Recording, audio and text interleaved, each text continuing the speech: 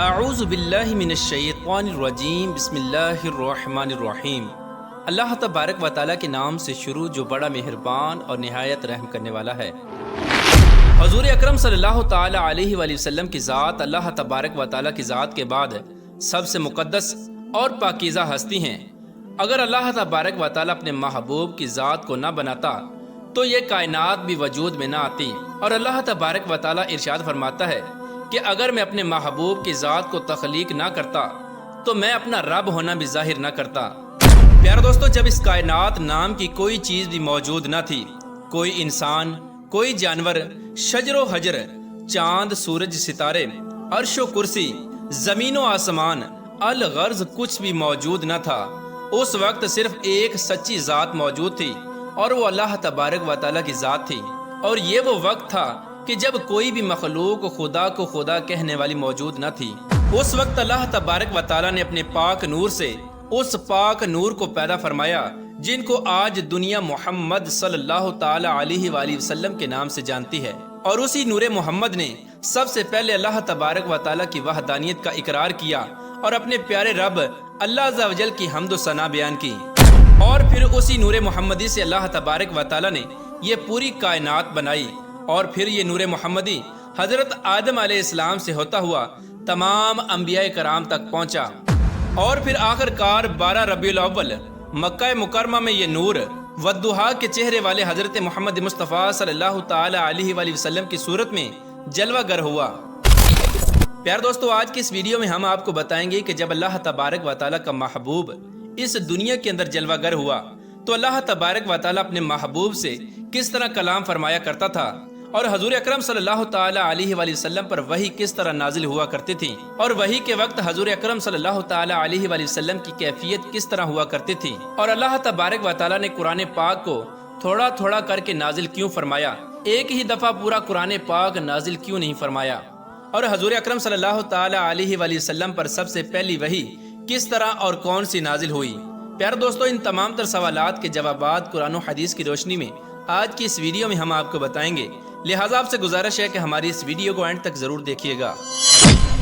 پیارے دوستو، وہی وہ کلام ہوتا ہے جو خاص اللہ تبارک و تعالیٰ اپنے پیغمبروں سے فرماتا ہے۔ اس کلام کو سننا عام انسان کے بس کی بات نہیں، جیسا کہ اللہ تبارک و تعالیٰ قرآن پاک میں ارشاد فرماتا ہے، اور کسی بشر کی یہ مجال نہیں کہ وہ اس کلام کو سن سکے۔ پیارے دوستو، جب ہمارے آخری نبی حضرت محمد مصطفیٰ صلی اللہ تعالی علیہ وآلہ وسلم کی عمر مبارک 40 سال کی ہوئی تو آپ کا دل دنیا سے اکتانے لگا اور آپ تنہائی میں رہنے لگے۔ حضور اکرم صلی اللہ تعالی علیہ وآلہ وسلم دنیا کے کام کاج چھوڑ کر کئی دن غار حرا میں گزارتے اور اللہ تبارک و تعالیٰ کی عبادت میں مشغول رہتے۔ حضور اکرم صلی اللہ تعالی علیہ وآلہ وسلم کی ذات اقدس پر وحی کی ابتدا خوابوں کے ذریعے ہوئی۔ حضور اکرم صلی اللہ تعالی علیہ وآلہ وسلم رات کو جو بھی خواب دیکھتے وہ صبح کو سچ ثابت ہو جاتا۔ اسی طرح حضور اکرم صلی اللہ تعالی علیہ وآلہ وسلم اپنے دن رات اللہ تبارک و تعالیٰ کی عبادت میں گزارنے لگے اور غار حرا میں رہنے لگے۔ یہ رمضان المبارک کی مقدس گھڑیاں تھیں کہ ایک دن اچانک حضرت جبرائیل علیہ السلام حضور اکرم صلی اللہ تعالی علیہ وآلہ وسلم کے پاس تشریف لائے، اور حضرت جبرائیل علیہ السلام حضرت محمد مصطفیٰ صلی اللہ تعالی علیہ وآلہ وسلم سے عرض کرنے لگے کہ اے محمد پڑھو، تو حضور اکرم صلی اللہ تعالی علیہ وآلہ وسلم نے ارشاد فرمایا کہ میں پڑھنے والا نہیں ہوں۔ اس وقت حضرت جبرائیل علیہ السلام نے حضرت محمد مصطفیٰ صلی اللہ تعالی علیہ وآلہ وسلم کو اپنے بازوؤں میں لے کر زور سے دبایا اور پھر چھوڑ دیا۔ اس کے بعد پھر حضرت جبرائیل علیہ السلام عرض کرنے لگے کہ اے محمد صلی اللہ تعالی علیہ وآلہ وسلم پڑھو، تو آپ صلی اللہ تعالی علیہ وآلہ وسلم نے ارشاد فرمایا کہ میں پڑھنے والا نہیں ہوں۔ اس وقت حضرت جبرائیل علیہ السلام نے دوبارہ حضرت محمد مصطفیٰ صلی اللہ تعالی علیہ وآلہ وسلم کو اپنے بازوؤں میں لیا اور زور سے دبایا اور چھوڑ دیا۔ اس کے بعد پھر حضرت جبرائیل علیہ السلام عرض کرنے لگے کہ اے محمد صلی اللہ تعالی علیہ وآلہ وسلم پڑھو، تو حضور اکرم صلی اللہ تعالی علیہ وآلہ وسلم نے ارشاد فرمایا کہ میں پڑھ نہیں سکتا۔ اس وقت حضرت جبرائیل علیہ السلام نے تیسری مرتبہ بھی حضور اکرم صلی اللہ تعالی علیہ وآلہ وسلم کو اپنے بازوؤں میں دبایا اور چھوڑ دیا۔ جب حضرت جبرائیل علیہ السلام نے تیسری مرتبہ یہ عمل کیا تو اس وقت حضور اکرم صلی اللہ تعالی علیہ وآلہ وسلم کو کچھ محسوس ہونے لگا کہ کوئی پیغام میرے جسم میں اتر رہا ہے۔ اس وقت قرآن پاک کی پہلی آیت اقرأ بسم ربک الذی خلق کا نزول ہوا۔ حضور اکرم صلی اللہ تعالی علیہ وآلہ وسلم کے ساتھ یہ سب کچھ پہلی مرتبہ اور اچانک سے ہوا تھا۔ اس وحی کے نزول کے بعد حضور اکرم صلی اللہ تعالی علیہ وآلہ وسلم کے جسم مبارک پر لرزہ طاری ہو گیا اور حضور اکرم صلی اللہ تعالی علیہ وآلہ وسلم کانپتے ہوئے غار ہیرا سے اپنے گھر تشریف لے گئے۔ جب حضور اکرم صلی اللہ تعالی علیہ وآلہ وسلم گھر پہنچے تو آپ نے اپنی بیوی حضرت خدیجہ الکبریٰ رضی اللہ تعالی عنہا سے فرمایا کہ میرے اوپر چادر اوڑھ دو، تو حضرت خدیجہ الکبریٰ رضی اللہ تعالی عنہا نے آپ کے جسم مبارک پر چادر ڈال دی۔ جب حضور اکرم صلی اللہ تعالی علیہ وآلہ وسلم کا بخار مبارک اترا اور جسم ٹھیک ہوا تو یہ سارا واقعہ آپ صلی اللہ تعالی علیہ وآلہ وسلم نے اپنی بیوی حضرت خدیجہ رضی اللہ تعالی عنہا کو بھی بیان فرمایا۔ پیارے دوستو، پہلے جتنے بھی انبیاء کرام گزرے ہیں ان پر مختلف طریقوں سے وحی نازل ہوتی تھی، لیکن حضرت محمد مصطفیٰ صلی اللہ تعالی علیہ وآلہ وسلم پر نازل ہونے والی وحی 6 طریقوں سے نازل ہوتی تھی۔ جیسا کہ ابن سعد رضی اللہ تعالی عنہ روایت کرتے ہیں کہ جب بھی حضور اکرم صلی اللہ تعالی علیہ وآلہ وسلم پر وحی نازل ہوتی تو آپ کے چہرے مبارک کا رنگ متغیر ہو جاتا جیسے کہ کھجور کی زرد شاخ ہو، اور حضور اکرم صلی اللہ تعالی علیہ وآلہ وسلم کے سامنے کے دانت مبارک کانپنے لگتے اور سانس رکنے لگتا، اور آپ صلی اللہ تعالی علیہ وآلہ وسلم کو اتنا پسینہ آتا کہ اس کے قطرے موتیوں کی طرح گرنے لگتے، اور کبھی کبھار ایسا ہوتا کہ وحی کی کیفیت اس سے بھی زیادہ شدید ہوتی کہ اگر آپ صلی اللہ تعالی علیہ وآلہ وسلم اونٹنی پر سوار ہوتے اور وحی نازل ہوتی تو وحی الہی کے بوجھ سے اونٹنی زمین پر بیٹھ جاتی۔ روایات میں آتا ہے کہ ایک مرتبہ حضور اکرم صلی اللہ تعالی علیہ وآلہ وسلم پر وحی نازل ہوئی اور آپ صلی اللہ تعالی علیہ وآلہ وسلم کی ران حضرت زید بن ثابت رضی اللہ تعالی عنہ کی ران پر تھی،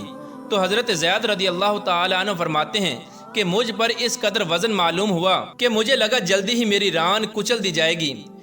صحابہ کرام بیان فرماتے ہیں کہ کبھی کبھار ایسا بھی ہوتا کہ جب حضور اکرم صلی اللہ تعالی علیہ وآلہ وسلم پر وحی نازل ہوتی تو دوسروں کو بھی ہلکی ہلکی آوازیں محسوس ہوتی، اور کبھی کبھار ایسا ہوتا کہ جب حضور اکرم صلی اللہ تعالی علیہ وآلہ وسلم پر وحی نازل ہوتی تو آپ صلی اللہ تعالی علیہ وآلہ وسلم کے چہرے کے قریب شہد کی مکھیوں کی بنبناہٹ جیسی آوازیں سنائی دیتی۔ پیار دوستو، بات کرتے ہیں ان 6 طریقوں کی جن طریقوں کے ذریعے حضور اکرم صلی اللہ تعالی علیہ وآلہ وسلم پر وحی نازل ہوتی تھی۔ حضرت امام بخاری رحمۃ اللہ تعالی علیہ روایت کرتے ہیں کہ ایک دفعہ حضور اکرم صلی اللہ تعالی علیہ وآلہ وسلم سے حضرت حارث بن حشام رضی اللہ تعالی عنہ نے پوچھا کہ یا رسول اللہ صلی اللہ تعالی علیہ وآلہ وسلم، آپ پر وحی کیسے نازل ہوتی ہے؟ تو حضور اکرم صلی اللہ تعالی علیہ وآلہ وسلم فرمانے لگے کہ وحی کی سب سے زیادہ سخت صورت یہ ہوتی ہے کہ جب مجھے ایک گھنٹی کی آواز سنائی دیتی ہے اور اسی آواز سے وحی نازل ہوتی رہتی ہے، پھر جب یہ سلسلہ ختم ہو جاتا ہے تو جو کچھ اس آواز نے کہا ہوتا ہے وہ سب مجھے یاد ہو جاتا ہے، اور کبھی فرشتہ میرے سامنے ایک مرد کی صورت میں آتا ہے اور وہ مجھے پیغام سناتا ہے، اور جو کچھ وہ کہتا ہے وہ مجھے یاد ہو جاتا ہے۔ حضور اکرم صلی اللہ تعالی علیہ وآلہ وسلم پر جب بھی وحی نازل ہوتی تو آپ پر سخت بوجھ پڑ جاتا۔ پیار دوستو، وحی کی پہلی صورت میں حضور اکرم صلی اللہ تعالی علیہ وآلہ وسلم کو گھنٹی کی آواز سنائی دیتی، اور وحی کی دوسری صورت یہ تھی کہ فرشتہ کسی انسانی شکل میں آتا اور حضور اکرم صلی اللہ تعالی علیہ وآلہ وسلم کو اللہ تبارک و تعالیٰ کا پیغام سناتا، جس کو حضور اکرم صلی اللہ تعالی علیہ وآلہ وسلم یاد کر لیتے۔ جیسا کہ حدیث پاک میں آتا ہے کہ حضرت جبرائیل علیہ السلام حضور اکرم صلی اللہ تعالی علیہ وآلہ وسلم کے صحابی حضرت داہیہ کلبی رضی اللہ تعالی عنہ کی صورت میں حضور اکرم صلی اللہ تعالی علیہ وآلہ وسلم کے پاس تشریف لاتے اور اللہ کا پیغام سناتے۔ وحی کی تیسری صورت یہ تھی کہ حضرت جبرائیل علیہ السلام کسی بھی انسان کی شکل اختیار کیے بغیر اپنی اصل شکل میں حضور اکرم صلی اللہ تعالی علیہ وآلہ وسلم کے پاس تشریف لاتے اور اللہ تبارک و تعالیٰ کا پیغام سناتے۔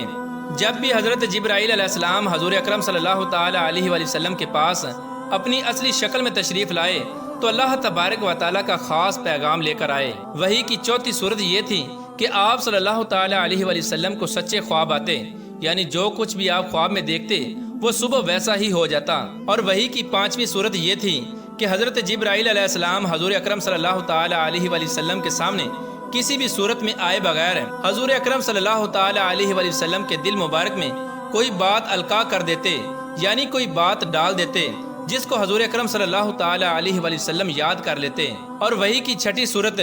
جو کہ سب سے پیاری ہے کہ اللہ تبارک و تعالی بغیر کسی فرشتے کے ڈائریکٹ اپنے محبوب حضرت محمد مصطفیٰ صلی اللہ تعالی علیہ وآلہ وسلم سے کلام فرماتا اور وحی فرماتا۔ جیسا کہ معراج کی رات اللہ تبارک و تعالی نے اپنے پیارے محبوب حضرت محمد مصطفیٰ صلی اللہ تعالیٰ علیہ وآلہ وسلم سے ملاقات کی اور آپ صلی اللہ تعالیٰ علیہ وآلہ وسلم کو 50 نمازوں کا تحفہ دیا، جو کہ بعد میں کم ہو کر 5 نمازیں رہ گئیں۔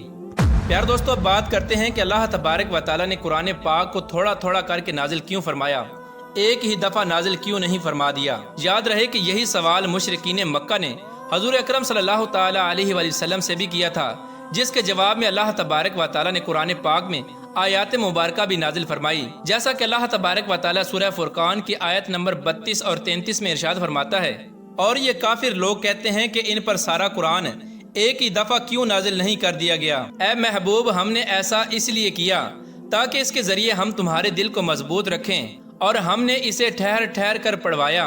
اور جب کبھی لوگ تمہارے پاس کوئی انوکھی بات لے کر آتے ہیں تو ہم تمہیں اس کا ٹھیک ٹھیک جواب اور زیادہ وضاحت کے ساتھ عطا کر دیتے ہیں۔ پیارے دوستو، قرآن پاک کو تھوڑا تھوڑا کر کے نازل کرنے میں 3 حکمتیں ہیں۔ پہلی حکمت یہ تھی کہ اگر قرآن پاک ایک ہی دفعہ نازل ہو جاتا تو قرآن پاک کے تمام تر احکامات اسی دن سے شروع ہو جاتے، جن پر ایک دم سے عمل کرنا تمام مسلمانوں کے لیے مشکل ہو جاتا۔ اور دوسری وجہ یہ تھی کہ روز مکہ والے حضور اکرم صلی اللہ تعالیٰ علیہ وآلہ وسلم کو طرح طرح کی اذیتیں دیتے، جس کی وجہ سے آپ پریشان ہو جاتے، اور جب حضرت جبرائیل علیہ السلام اللہ تبارک و تعالیٰ کا پیغام لے کر آتے تو حضور اکرم صلی اللہ تعالیٰ علیہ وآلہ وسلم کا دل خوش ہو جاتا، آپ مصیبت کو بھول جاتے اور آپ کی طبیعت خوش ہو جاتی، اور جس کی وجہ سے آپ کے دل کو یہ تسلی بھی ملتی کہ میرا رب میرے ساتھ ہے۔ اور تیسری وجہ یہ تھی کہ قرآن پاک کا ایک بہت بڑا حصہ لوگوں کے سوالات کے جوابات اور واقعات پر مشتمل ہے، اسی لیے قرآن پاک کی ان آیات کا نزول اسی وقت مناسب تھا جس وقت وہ سوالات کیے گئے یا جس وقت وہ واقعات پیش آئے۔ اس سے مسلمانوں کا ایمان بھی مضبوط ہوتا تھا، کیونکہ قرآن پاک میں اللہ تبارک و تعالیٰ غیبی خبریں بیان فرماتا تھا، جس سے دین اسلام کے سچا ہونے کی حقانیت زیادہ واضح ہوتی تھی۔ لہٰذا اس لیے اللہ تبارک و تعالیٰ نے قرآن پاک کو تھوڑا تھوڑا کر کے نازل فرمایا۔ اللہ تبارک و تعالیٰ سے دعا ہے کہ اللہ تبارک و تعالیٰ ہمیں اپنے محبوب کا حقیقی عشق نصیب فرمائے اور ان کی محبت کے اندر جینا مرنا نصیب فرمائے۔